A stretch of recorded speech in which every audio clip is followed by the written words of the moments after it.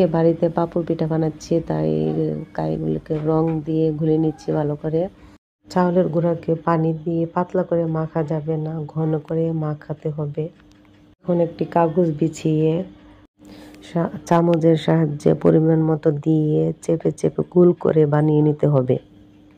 গোল করে বানিয়ে নিলাম। তারপর মাটির চুলায় একটি পাতিলে পানি খড় দিয়ে গরম পানি ফুটিয়ে নিলাম। ফুটন্ত পানিতে পিঠা দিয়ে সিদ্ধ করে নিব। সিদ্ধ হওয়ার পর এখন উঠিয়ে রোদে দিয়ে দিব।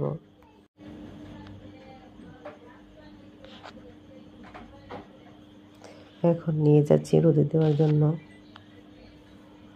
এখন একটি একটি করে খুলে রোদে দিয়ে দিলাম। পাটি বিছিয়ে রোদের মধ্যে শুকিয়ে নেব।